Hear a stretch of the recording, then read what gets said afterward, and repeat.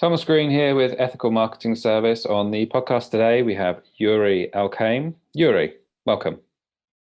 Thanks for having me, Thomas. Nice to be here. Nice to have you. Would you like to take a moment and tell the audience a bit about yourself and what you do? Sure. So what I do is I own a company called Healthpreneur. We help health professionals get clients and scale their businesses online. I've always believed that the future of business, especially in the healthcare fields, is moving more virtually, and we've been focused on that for the past 6 years. Before that, I had my own health and fitness business online. So selling everything from courses to supplements to products. We helped 500,000 customers to better health. Wrote a couple of New York Times bestselling books, was on Dr. Oz, did that whole thing, and sold that company a few years ago. But all that was, I guess, started off by me losing my hair when I was 17. That's really what got me into health and my passion for soccer or football, as they call it in your neck of the woods. That was a dream of mine to play professionally, and I was able to do that in my early 20s. And then when I hung up my boots and retired, I realized that I wanted to do more with my life, and that's kind of how I started my business back in 2005. But I made a lot of mistakes, and I spent a long time in poverty line income territory, if you will, until I really figured a couple things out.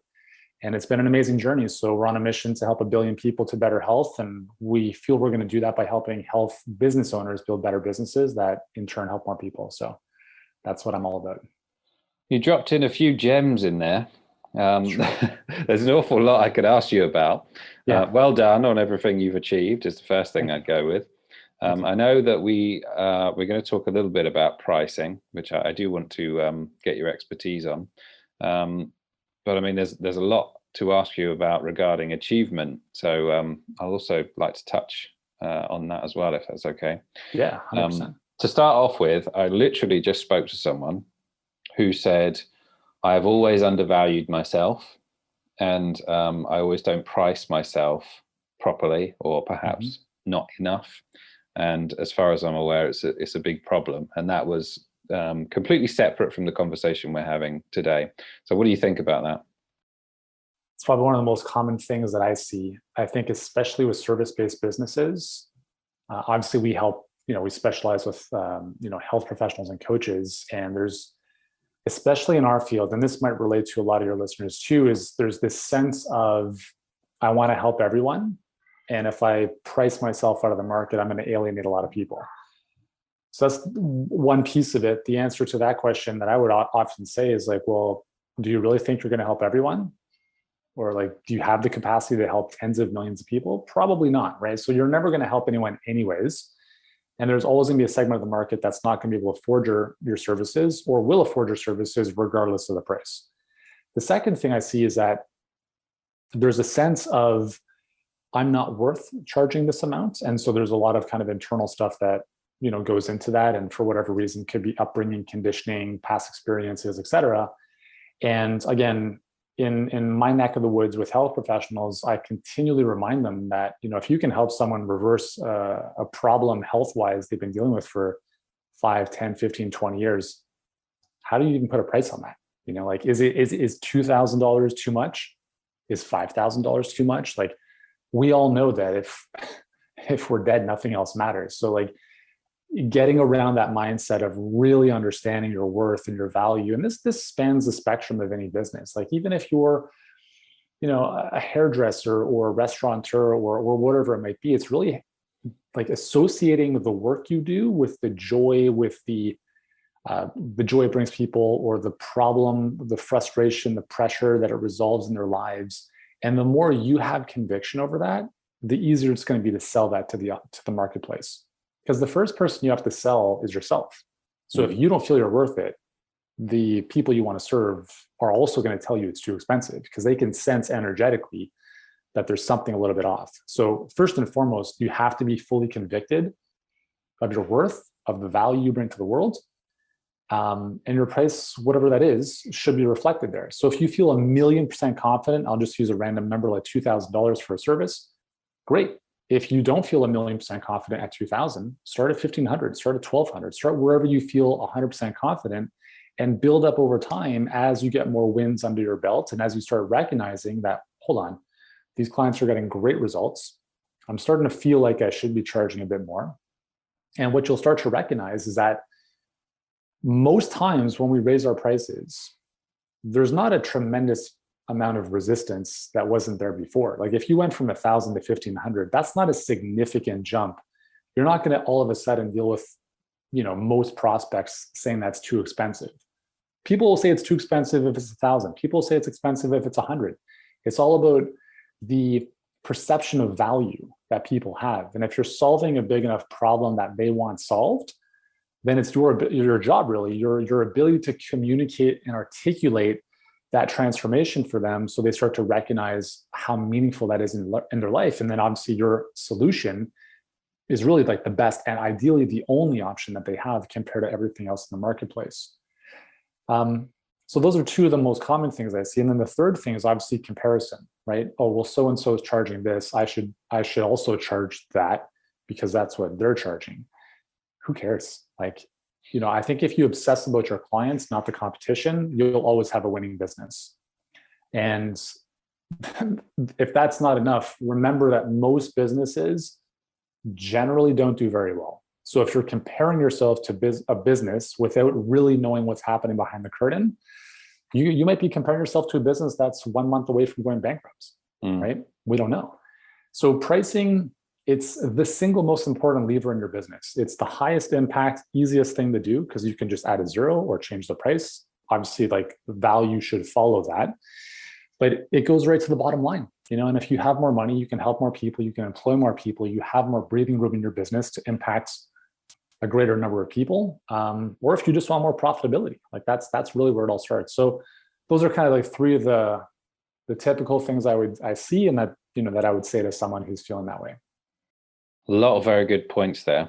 One of the things which I suppose is worth asking you about is because the topic is partially about defending your prices, which makes me think that someone's going to attack them, quote unquote. Mm-hmm.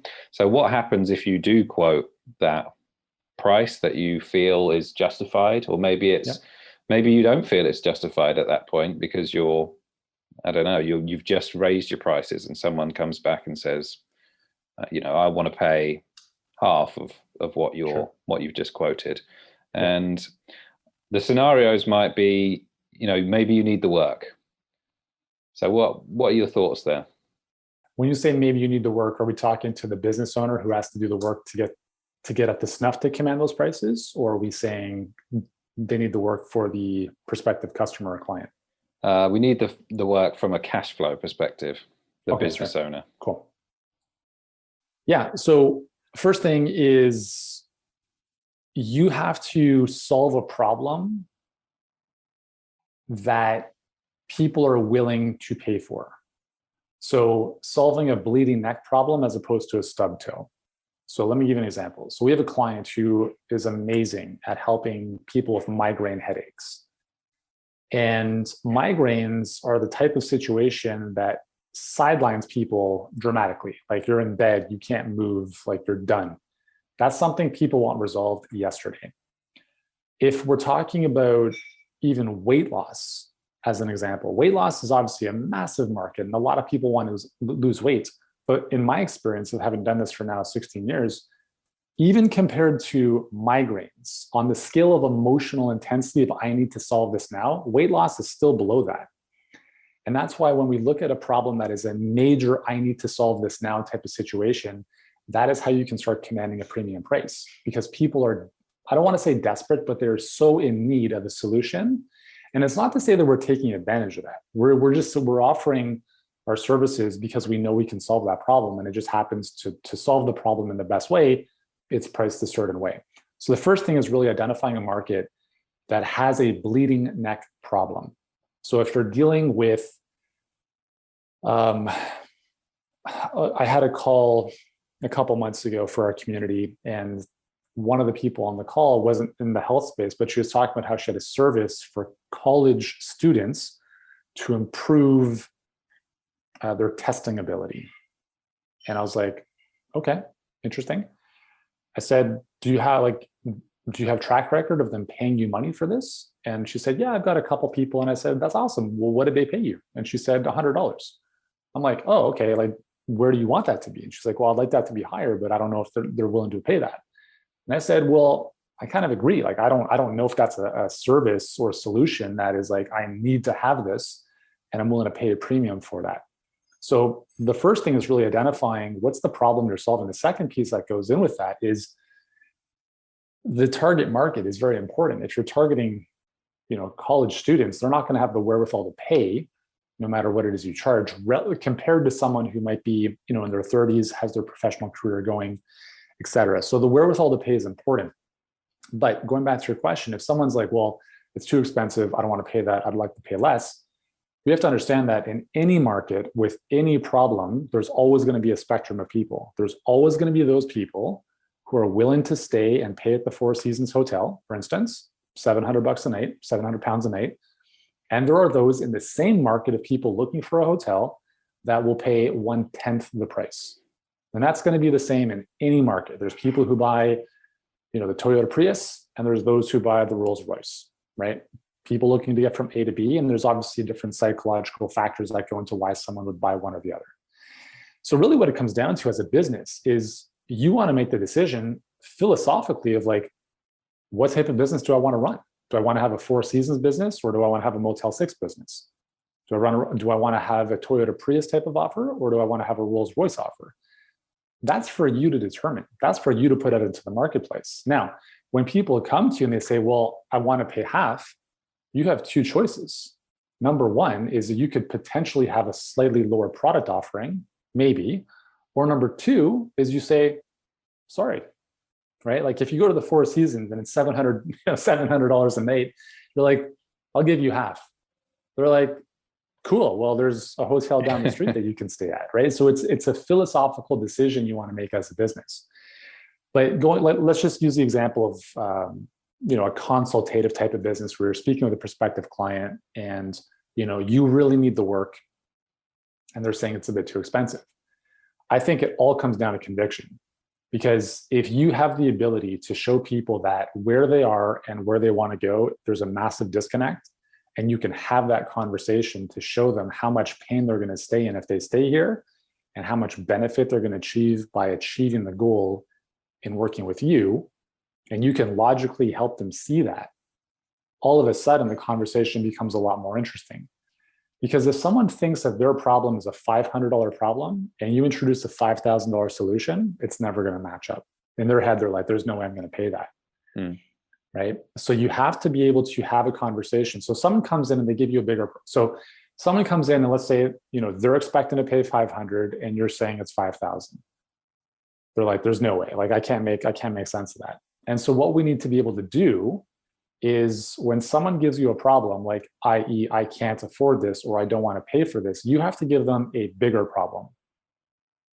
So one of the things I noticed when COVID first hit in Toronto, where I live, is there were two pizza restaurants. And when we went into lockdowns, these two pizza restaurants had been around for a long time. One of them had been around for like 40 years, I think. The other one, not as long, but maybe 10, 15 years. And the one that was around for 40 years, they closed within a month.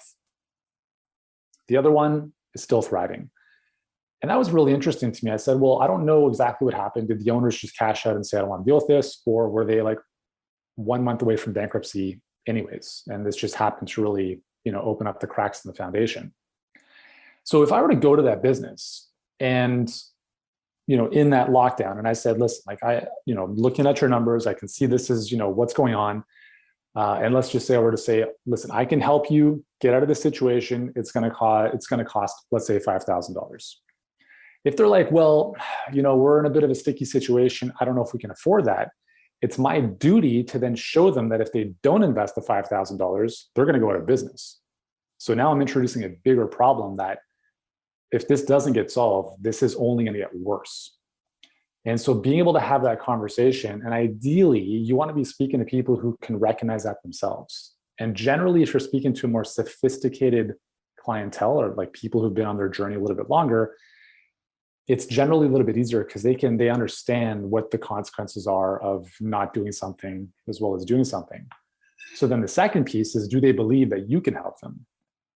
So that's another big piece, going back to our first conversation around like your conviction. Like, if someone's like, well, I don't know if I can spend $5,000, like you have to be in the position energetically where you're thinking to yourself, dude, you're friggin' crazy if you don't do this. Because I know with every fiber of my being, again, based on the fact that you know you can help them, that I will help you get out of this situation. And you have to bring that conviction and confidence to your conversations, to your marketing, because people buy conviction, right? Like not this like, I mean, if you look at the most charismatic leaders of all time, you know, regardless of their points of view and their strategies and stuff, people follow charisma, right? So if you don't have that conviction and you haven't sold yourself, no one else is going to buy you either. So those are the two pieces, really. It's helping people understand that if they have a problem and they think that it's, you know, let's say a $500 problem, you have to show them that it's a $50,000 problem so that your $5,000 solution is a steal. And then second is they have to believe that you can deliver on that, which comes down to your conviction, your belief in yourself, your track record. And then when those two things happen, you know, the pricing, you know, even though they're like, well, it's more than I wanted to spend, but I see the value and let's do this. So that's how I would approach that typically. I think a lot of what you've said is contingent on the ability to deliver, right? So if you can deliver on something which is high value, then really you should be charging higher value prices. And I think a lot of this pricing stuff comes from a place of someone who's not 100% sure on the value they deliver. Do you think that that's fair? 100%. So part of this is like, listen, like if you can't command premium prices, maybe you're just not good enough yet, right? And that's totally okay, because we all start at ground zero and we all have to get our, you know, we have to earn our badges, if you will, by, you know, through time and experience. And, you know, like what I remember when I started earning money, like in the field of health, I was a personal trainer. I was earning $18 an hour. And I'm like, I can't command, you know, premium prices if I don't even feel confident in myself to deliver. But I did that long enough and I started to recognize, like, I'm like, you know what, I'm pretty friggin' good at this. So it takes time to build that confidence, and confidence comes from experience. So you do have to, you know, as the Navy SEALs would say, eat dirt for a little bit of time to build that confidence and that track record. But it's pretty amazing too how many people negate their experience. Like we talk to people who've been doing what they do for 5, 10, 15, 20 years, and they still think they're like, I don't know if I can charge this much. I'm like, dude, we're not talking about $1 million. We're talking about like $2,000, you know, to transform someone's life. So I'm fully with you that if the purpose of business is to solve a problem for your clients or for the customers you're serving, if you can't do that, you don't deserve to have a successful business. It's really simple. Like you have to have a great product or a great delivery. And that's something we always have to be obsessed about, because if we can't deliver the promise we're making, then like we're not going to be around very long. Nor do we have the, I don't even want to say entitlement, but we have the responsibility to deliver on our promises, right? So if you're someone who has, you know, somewhat of integrity and ethics, then obviously you're going to want to continually get better. And the better you get, naturally your prices will, you know, kind of flow with that. And so, yeah, so I definitely agree that like the delivery is very, very important. You alluded to something which I was going to ask you about, which is the squeamishness around higher prices. What do you think about this? I mean, in a way, I think you've already given a reason as to why it's not valid. But what do you think about that from a societal perspective?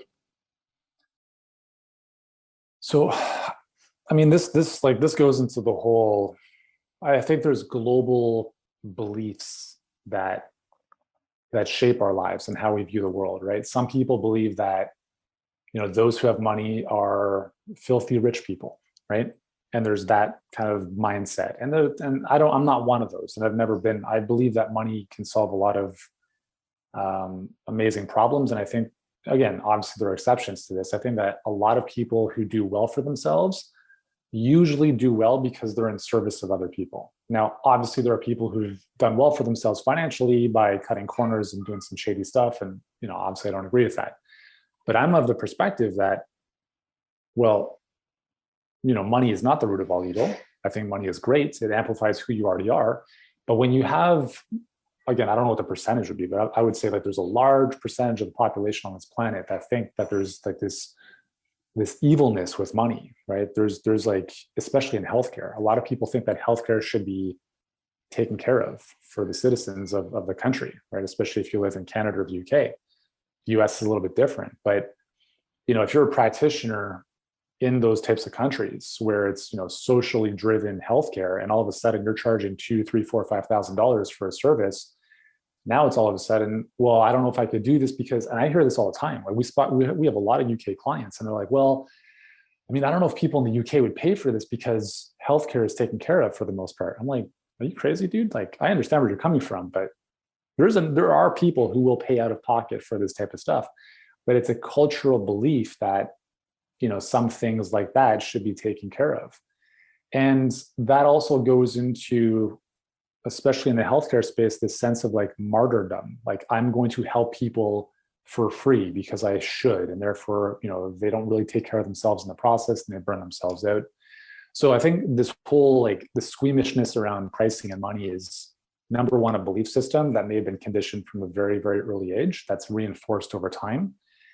And again, the reality is, like, do you want to serve those clients, right? It's not your business to serve everyone on the planet, and some people, even at a higher level, have those same beliefs. So it's not to say that people who are doing better financially have a good money mindset versus those who don't. But, the percentage might be a little bit higher toward, the upper echelon. But nonetheless, it's really, I think it's about reestablishing the conversation people have around how they prioritize their values in life. I think where we spend our money and our time is what we value the most in life. So if someone says, you know what, 5,000 for this is a lot, and then they go buy a flat screen TV for the same price, it's like, well, it wasn't that you didn't have the money, it's just that this wasn't a priority for you. So I think that's a bigger issue that we have to consider is, we're not trying to price ourselves out of the market. We're not trying to make our services inaccessible. Number one, we have to identify, who do we want to work with? Who can we work with? Who do we feel we can produce the best results for? And then, are these individuals that value that solution, that transformation, versus doing other things with the money they say they don't have? And so I don't know if it's an easy answer, but I think that there's, in any market, there's always going to be those who are squeamish around pricing, whether it's the customer or the business owner themselves. And that's why I say, like, all business growth starts with personal growth. So you have to grow through this stuff. And because I was that guy too, like, I used to feel terrible as a trainer and nutritionist asking people to sign a contract for a $1,500 package. I was so uncomfortable doing that. And it took me a number of years to really come to grips with, like, is it really that much money? Like, and for what they're getting, the transformation, et cetera. So we all have to go through this journey. I'm not saying it's easy, but I think it's 100% worthwhile, because when you make more money, you can serve more people and help more people. And again, coming from a place of wanting to do good in the world as opposed to doing bad, money just becomes an amplifier of all of that. So I think it's important to go through the journey and really, do some of that internal tweaking if we need to. What do you think about the use of guarantees?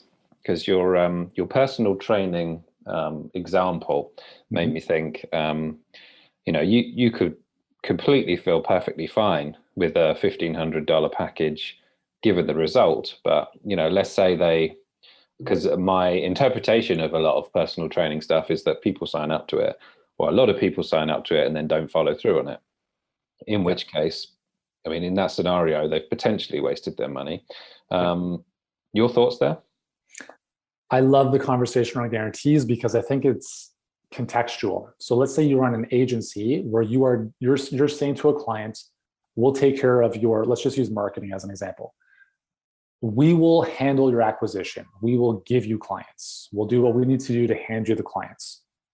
In that case, you have 100% ownership of the process. So there should be a very strong guarantee there to say, listen, if we don't deliver clients to you, you don't pay a single thing. Or maybe there's a rev share agreement where they don't pay anything until clients come in, and then there's a bit of a split. Or like, I think when you have full ownership over the process, a very, very strong guarantee will annihilate any skepticism. Because, everyone and their mother could have an agency or a service-based business, and they're like, well, I've done stuff like that before. So I think having a strong guarantee when you have ownership over the outcome is very, very good. When you don't have ownership over the outcome, so let's use the example of the personal trainer and a client.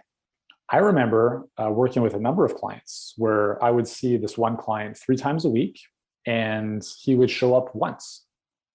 I'm like, well, dude, what do you like? Number one, it's disrespectful. But number two, how am I supposed to guarantee a result when you have to show up and do the work?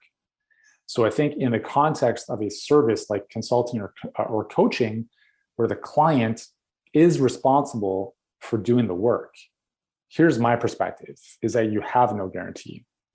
And here's why.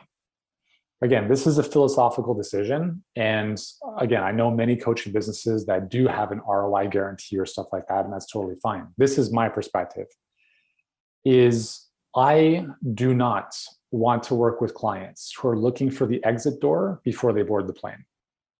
And if someone is skeptical coming in, I don't even want to have that conversation, which means my marketing needs to be better so that when they come into a conversation about working with us, they have 0 doubts based on our track record.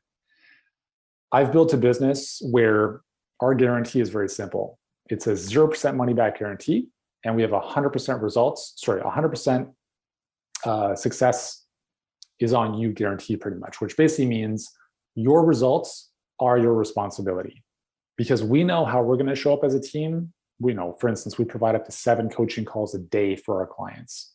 Like, why would we do that if we didn't care about their success? But we also can't do the work for them. So we let them know, like, listen, you're making an investment. This is your business. This is your life. We know how we're going to show up. We know, like, our process worked. We've generated more than $217 million for our clients. Are you going to get the same results? I have no idea. Right? I had a conversation over Messenger the other day with, and this happens a lot, can I speak to someone else in my situation to see what type of results they got? I was like, well, number one, our clients aren't just sitting around like a call center waiting for them to talk to prospective clients, but here's 100 testimonials you can have a look at. Second, even if someone is in the same profession as you, what they got, what their results were, have nothing to do with your business, because it's how you show up. There's so many little nuances in terms of your offer, your messaging, how you do the work. So my personal preference on guarantees when it comes to a service-based coaching consultative type of relationship where the client has to do some of the work, like a trainer, et cetera, is to come from a place of exclusivity to say, you need my help more than I need your money. Like, the ship has already left the harbor. I'm good. If you want to work with me, please tell me why I should send the Zodiac back and pick you up, because I know I'm the best at what I do. I just need you to show up and do the work. Can you do that? Cool. You understand that your results are on you. They're like, okay, great. So we're very clear on the front end. If some people don't like that, too bad for them, right? We don't lose anything. And the funny thing is that we have, to my recollection, not lost a client because of the fact that we didn't have a guarantee. We've had people talk about, like, I'm talking with this company as well, and that company, and 99% of the time they come back and work with us because they see the value. And we also want to work with clients who understand that, like, this is the real world. You got to put on your big boy pants and do the work. And we all know that I can't do your sit-ups for you. I can't do your push-ups for you, right? So I think that's the difference, is really understanding, do you have ownership of the outcome? If you do, then a very strong guarantee is awesome, because now it's like all on you. But if they have to show up and do the work and it's a 50-50 relationship, I'm like, dude, there's no guarantee. I don't know you. Show me the proof that you've done this stuff before, because I'm taking a risk putting my time and effort into working with you. So here's how it's going to be. That's my personal philosophy around guarantees. I like it. You got a very good pitch, is what I would say about that. It's a compliment. I did want to ask you about your achievements. So the first thing that you kind of dropped in there, which was kind of done quite subtly, but I thought was worth highlighting, was New York Times bestseller. Do you want to tell me about what that was, how it went, and what your thoughts are? Yep. So I wrote a book at the back of class in nutrition school. So 8 years after losing my hair, I went back to nutrition school to figure out what might have, caused it. And in the first day, I was like, oh my God, how did I not learn this? This is after 4 years at one of the top universities in the world, at the University of Toronto. I'm like, how have I not heard this stuff before? And very quickly, I started applying this stuff, and my hair regrew, even though later on it fell out again. Well, I'll save this story for another day.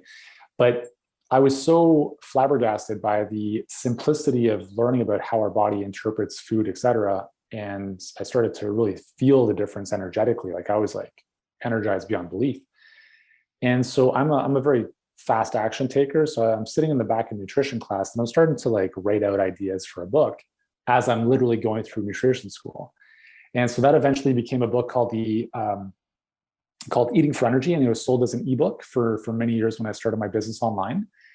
And when I got out of my own way in 2010, 2011, I started to get some coaching and I joined a mastermind, 2 years after that, a different mastermind than I was initially in. And I met someone there who was in a similar space, and we started doing some joint venture business back and forth. We ended up becoming one of their best partners, and I was invited to one of the masterminds they hosted. At that mastermind, there was a gentleman in the audience. His name is Reed Tracy. He's the CEO of Hay House. And I was like, oh my God, I love Hay House. Like, this is amazing. And I went up to him and I said, I have an idea for a book. Do you have a couple minutes where I could maybe just, give you some thoughts? And he's like, yeah, for sure. Let's connect this week. So we got on the phone. I basically told him, here's my existing book, Eating for Energy. And it's done, these numbers in our digital online format. And I'd like to bring this into a published, type of book. And he's like, I love it. We don't really have anything like this right now. And literally like the next day, it sent me over a contract. And I was like, that's amazing.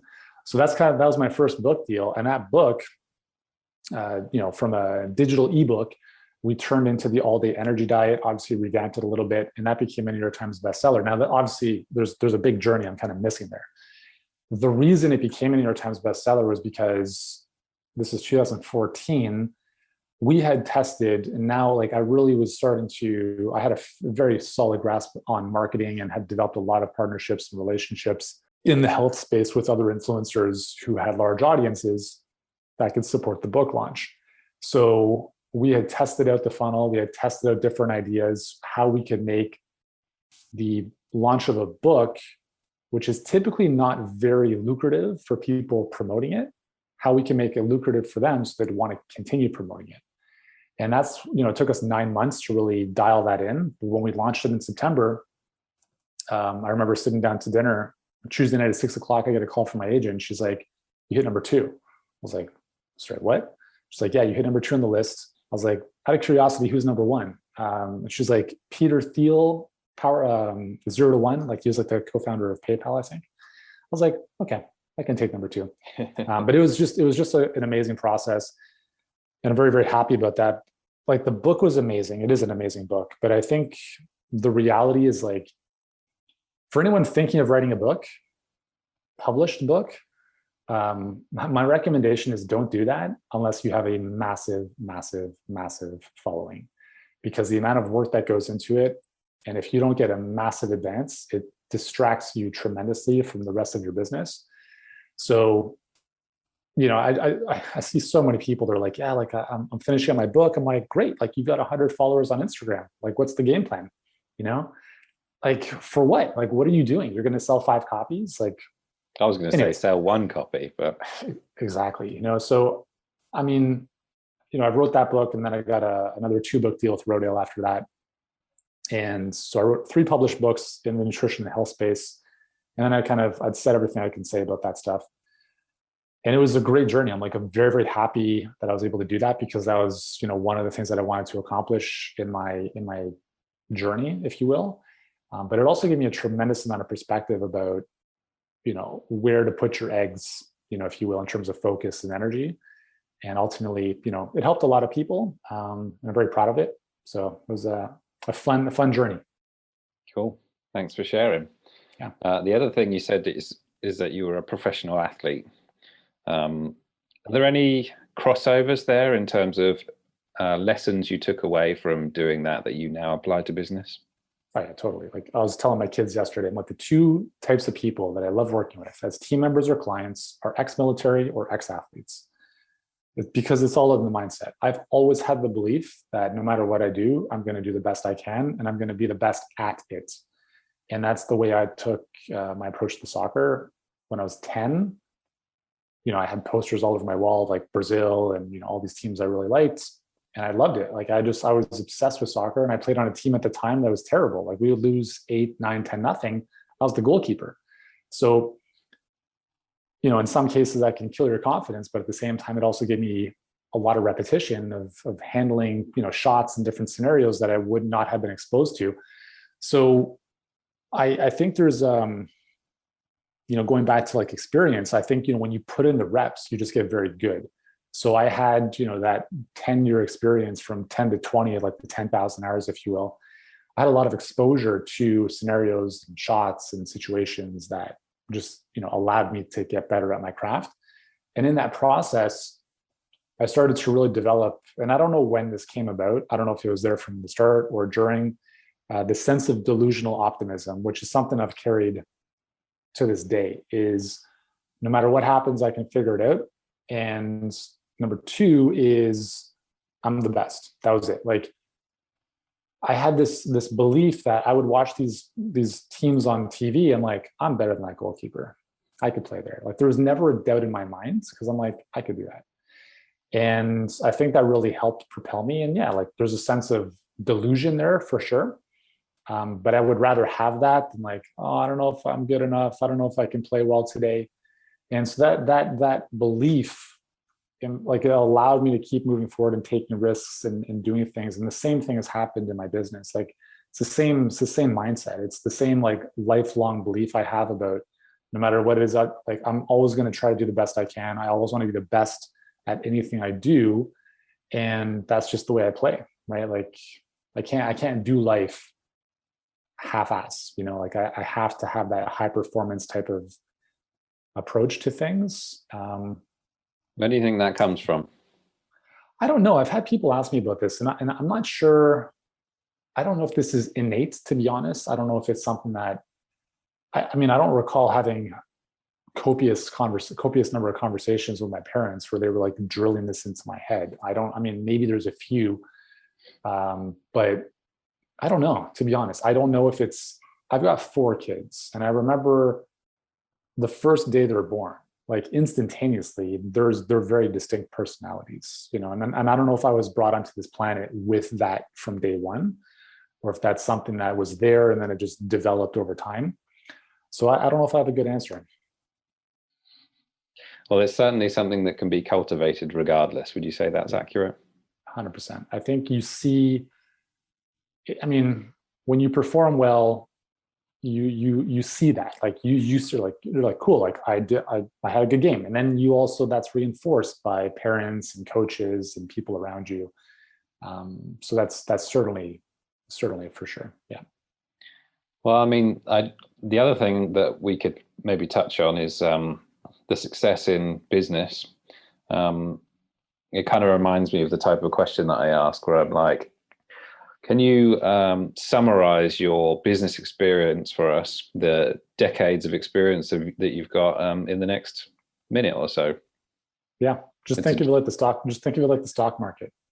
It's just up and down, but if you play the game long enough, you'll just generally be on the up and up. So business is like a marathon without a finish line. So the way you win in business is you just keep playing the game. That's it. Like the only reason I'm here is because I just kept playing the game. And there's been so many moments in my journey where I'm like, that was a bad decision. All right, that's going to cost me a lot of money. I don't really want to do this today. Like you just get punched in the face all the time, and you just have to be willing to get back up. And that's the secret. Like if you just keep going, you will learn everything you need to learn to keep going. Right. So I think persistence and longevity are the secrets to success in business, because it's so much easier just to stop when it gets tough. So that's been my journey. Keep playing the game. That is a great quote for the episode. Is there anything that I should have asked you about today? Oh my God. There's so many, I don't know if I can answer that question, because there's obviously a million things that we could discuss, but no, I think you've done a great job covering, a lot of the stuff we've talked about in terms of mindset, pricing. It's been great. It's been good. Cool. Yuri, where's the best place for people to find you? Best place, if you are on Instagram, you can follow me. Follow Healthpreneur. If you find the Yuri Elkaim, that's my previous business, which is more like the health stuff.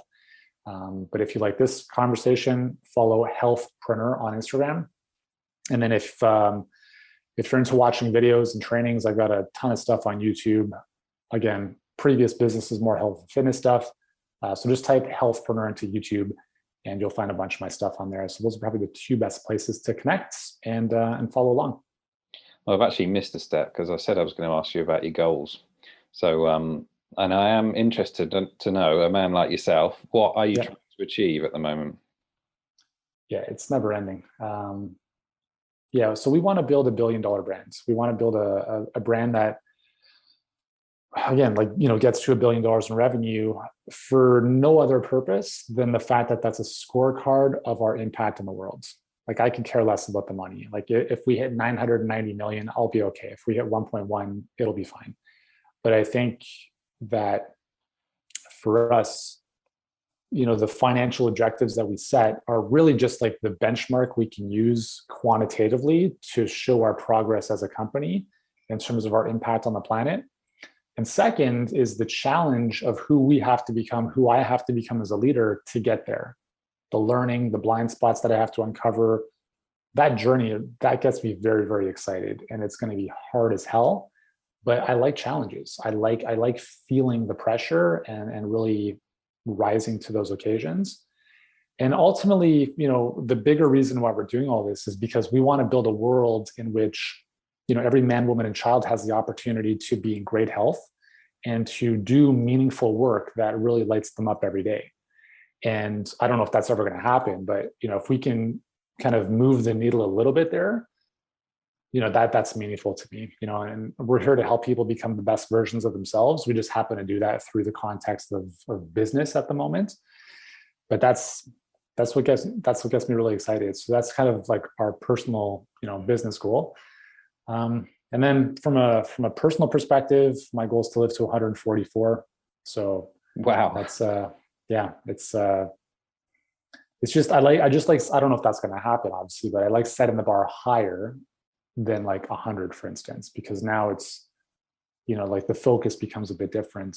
And like, as an example, I've had 2 friends that have passed away during the pandemic because of or with COVID, and it reminded me of like how important our health is. And the thing is, like, they were unhealthy to begin with, right? They were overweight, they smoked, they drank, and it was just like the thing that kind of put them over the edge. And it really reminded me, like, my morning routine for many years has always been like, get up and do your most important stuff first thing in the morning, which is, kind of get into the work. And I'd say this past year, it's shifted to the most important thing is my health. So when I get up, the first thing I do is work out, right? It's not a grueling workout all the time. It might be a 30-minute ride. It might be a lift. It might be some yoga. But if I do that first thing in the morning, every single day, I'm setting the foundation for, if I say I want to live a healthy, long life, my actions have to represent that. So it's been a really interesting perspective.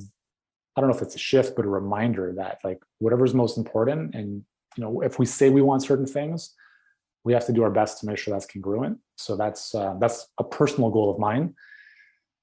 So that's what I'm working on. The business goal, is that revenue per year? Yes. So it would not be like business valuation. It would be like cash collected on a yearly basis. Reminds me of what you said, reminds me of Jim Rohn. Have you got any Jim Rohn inspiration there at all? Jim's amazing. I mean, I go through phases of listening to people, and I went through a good period, and it oscillates, it comes and goes. Like, he's just such a great mentor and just a great speaker. Yeah. And thought leader, really. It's just, you replaced the M with a B, because he says, make $1 million, not for the $1 million, but for what it will make of you. 100%. Yeah. Like, I love like his whole philosophy on, like, don't wish things were easier, wish you were better, like all that stuff. I mean, like, I live my life by like those ideas, and it's awesome. Yeah, he's great. Yuri, thank you very much. You've been a great guest. Thanks, Thomas. It's been awesome.